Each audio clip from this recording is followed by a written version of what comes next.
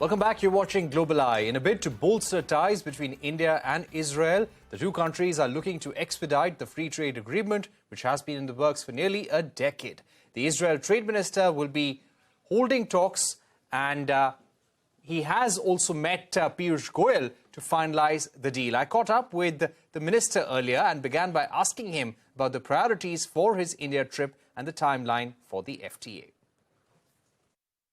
I actually am quite inspired by what I see here in India.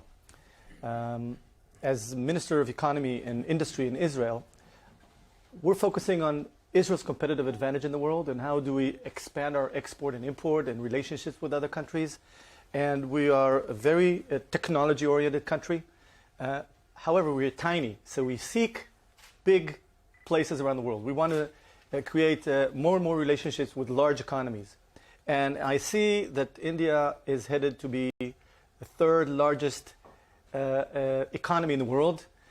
And the relationship between Israelis and Indians are really, really good.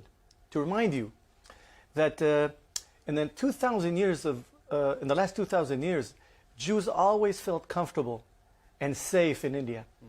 And we Jews and Israelis have long memory. We know who our friends are. The people-to-people between the Indians and Israelis are really good. And the government-to-government between Netanyahu and Modi, they're really good relationships. Now we need to take that relationship to the next level. You are a large market, we're small. We are technology-oriented and entrepreneurial, you're scaling. And so that is a really, really good fit. And I'm inspired by the opportunities working together between Israel and India. Give us a sense also of the status of the long-pending FTA talks. They have been going on for a long while now. During this visit, are you seeking a timeline within which you want to conclude negotiations and have a deal? I'm going to be meeting with my peer here with the ministry. My goal is to expand the relationship. It's about business development deals. It's about seeking how to, naturally, to expand the free trade agreement. But it's way over and beyond that, because I believe that there are new opportunities into the future that we must see how to cooperate and create a win-win deal.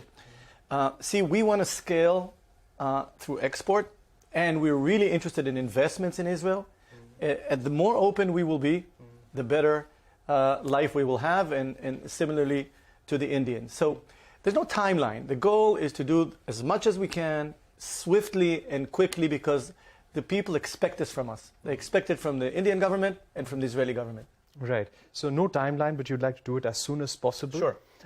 What are the sticking points, the hurdles to concluding those talks right now, according to you? Where are things stuck currently?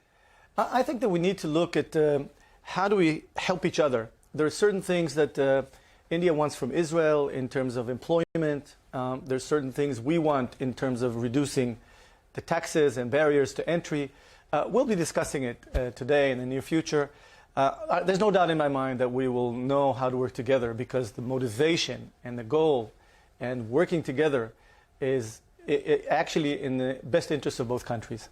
What is the status of discussions when it comes to semiconductors? India has come up with a semicon policy to incentivize semiconductor manufacturing in the country. Is there interest from Israeli companies? Yes, very much so. What is the level of interest? Are we going to see some MOUs being signed? Is there some development that you could share with us? There's a geopolitical challenge in the world today. And some of the countries on the west side, the Western countries, understand that we have a challenge in supply chain management. And in order to solve this problem, we need to rely on stable countries that you can count on. Certainly Israel is a player in the Western world that people can count on, but so is India. And we have to solve this issue swiftly and quickly. We have knowledge in the electronics and in the chip industry. Israel's good at that. We need to figure out how to base new companies that provide solutions and the challenges to the geopolitical challenge. I think there's an opportunity. We have to resolve it. I think both countries, both Israel and India, understand that this is a new area that we need to supply ourselves, because we have no choice. We cannot rely on third parties and other countries. And so I believe you'll see some natural evolution in this field, and we'll have to get into it. I would also like to ask you about the Adani-Hindenburg report fallout.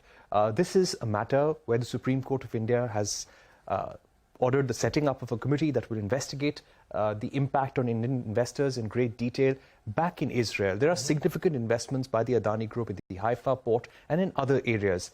Are the investments being reviewed? Have you sought additional assurances from the Adani Group in light of this controversy? No, we welcome all investments from foreign investors into Israel. I think that it's a testimony that we trust the Indian government and the Indian business people. We don't have a lot of ports. So having a port bought by an Indian company is a testimony that we trust the Indian economy and the Indian people. It's not our business what's happening here. We have no reason to do any research as things go well in the Haifa port, and we welcome more investments in general. We're not part of this whole issue here. Right. Recently, we have seen in Israel a large-scale protest over the judicial reforms being pushed by the government. They were seen as draconian by many activists.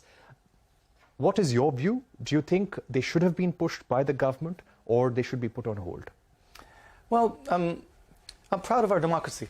You know, in England, you see pro-Brexit and against Brexit. In America, you see sometimes Republicans and Democrats. You know, there's big differences of life. In Israel, practically the majority of people understand that we need changes and improvements in the judicial systems. And there's a controversy around it. That's fine. It's part of democracy. We'll overcome it. We'll resolve it.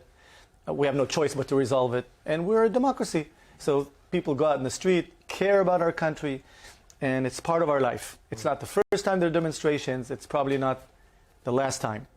As an economy, the fact that we are a democracy, a strong democracy, and people feel, I see this as a pro, not as a pro. It's a feature. It's not a bug that we need to resolve. And the reality is that you saw Israel's economy is headed one way because of our talent and because of the quality of the entrepreneurs. We have over 70 unicorns, by far the largest in the U.S. And we know how to work globally. And that's not going to change. The quality of the people, the opportunities that we propose to the world is not going to change. And interestingly enough, look backwards in time. Everyone that invested in Israel won big time. So there may be ups and downs. I'm looking long term at where we're headed. Israel is a great place to invest in. All right, that was Nir Barkat. The economy